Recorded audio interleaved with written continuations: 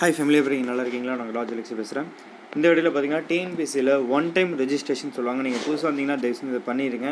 நீங்கள் ஆல்ரெடி பழைய ஸ்டூடெண்ட்டாக இருக்கீங்க, ஒரு 5 வருஷம் தாண்டிச்சுன்னு நினச்சிங்கன்னா தயவு செஞ்சு ரினியூவல் பண்ணுறங்க, லேட் பண்ணாதீங்க. ஏன்னா கண்டிப்பாக நீங்கள் ஆதார் கார்டு வேறு சில பேர் ஆட் பண்ணிருக்க மாட்டீங்க. ஸோ ஆதார் கார்டையும் ஆட் பண்ணுறங்க. இதில் ரொம்ப முக்கியமான விஷயம்னா பேமெண்ட் இஷ்யூஸ் வரும். எந்தமாரினா நீங்கள் அமௌண்ட் பே பண்ண உடனே சக்ஸஸ்ஃபுல் காட்டும். பட் ஆனால் உங்களுக்கு திடீர்னு அந்த ரெஜிஸ்ட்ரேஷன் வந்து திரும்ப ஆக்டிவேட் ஆகிடுக்காது. சிலர் அமௌண்ட்டு உங்களுக்கு டெபிட் ஆகிடும், அங்கே போய்ட்டு ரிசீவ் ஆகிடுக்காது. ஸோ இதுமாரி இஷ்யூஸ்லாம் இருக்கும். அதுக்கு நீங்கள் டிஎன்பிஎஸ்சி கால் பண்ணி கேட்டிங்கன்னா அவங்க என்ன சொல்லுவாங்கன்னா, நீங்கள் வந்துட்டு பேங்க் சைடில் கேட்டுக்கோங்கன்றாங்க. பேங்க் சைடில் கேட்டிங்கன்னா நீங்கள் உங்கள் டிஎன்பிஎஸ்சி அந்த தேர்ட் பார்ட்டி வெப்சைட்டில் கேட்டுக்கோங்கன்னு சொல்லுவாங்க. இதுமாரிலாம் நிறைய இஷ்யூஸ் நடக்கும். ஆனால் இந்தமாரி இதுக்கு நீங்கள் வந்து ஒரு 48 hours வெயிட் பண்ணணும். நீங்கள் அமௌண்ட் பே பண்ணதுக்கப்புறம் சில பேருக்கு 1 week ஆனாலும் வந்திருக்காது, ஆனால் சில பேருக்கு 1 week ஆகிட்டு வந்திருக்கும். ஸோ இந்த டைம் பீரியட் வந்து எக்ஸாமுக்கு முன்னாடி வச்சுக்காதீங்க இந்த ப்ரெஷரை. இப்போ நீங்கள் அப்ளை பண்ணுறீங்களா, பேமெண்ட் பண்ணுறீங்களா, அது 20 days 30 days வேணால் எடுத்துக்கிட்டோம் ஆக்டிவேட் ஆகிறதுக்கு. ஆனால் இப்போ அதை போட்டு ப்ரெஷர் பண்ணிக்கூடாது. எக்ஸாம் வந்தோன்னே நீங்கள் அப்ளை பண்ணுறதுக்காக இருக்கும் இல்லையா, அப்போ போய்ட்டு ஒன் டைம் இந்தமாரி பேசிக்கான ப்ராசஸ்லாம் பண்ணாதீங்க. இப்போயே பண்ணி முடிச்சிருங்க டிசம்பர்லேயே.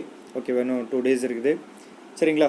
ஸோ இதில் வேறு டவுட் இருந்துச்சுன்னா நம்ம வந்து ஒன் டைம் ரெஜிஸ்ட்ரேஷன் பற்றி நம்ம ஆல்ரெடி வீடியோஸ் போட்டுருக்கு, அதில் போய் பார்த்துக்கோங்க எப்படி ஸ்டெப் பை ஸ்டெப்பாக பண்ணிருக்காங்கன்ட்டு. ஓகேவா? ஆதார் கார்டு ஆட் பண்ணுறீங்க, மறந்துடாதீங்க. அதேமாரி உங்கள் டீட்டெயில்ஸ் வச்சா நேம் மிஸ்டேக்ஸ் இருந்துச்சு சிலது நீங்கள் எடிட் பண்ண முடியும்.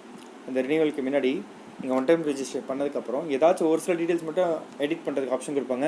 அதை மட்டும் நீங்கள் எடிட் பண்ணிக்கலாம். இன்கேஸ் எடிட் பண்ண முடியாது அப்படின்ற பட்சத்தில் நீங்கள் டிஎன்பிஎஸ்சியில் அந்த காண்டாக்ட் டிஎன்பிஎஸ்சி சம்திங் gmail.com இருக்கும், அதில் அவங்களுக்கு மெசேஜ் பண்ணி கேளுங்க, இந்தமாரி எனக்கு பண்ணணும், சாரி மன்னிச்சிருங்கன்னு சொல்லிட்டு கேட்டிங்கன்னா அவங்க அதுக்கான ஸ்டெப் சொல்லுவாங்க, இப்படி பண்ணலாம் அப்படி பண்ணலான்ட்டு.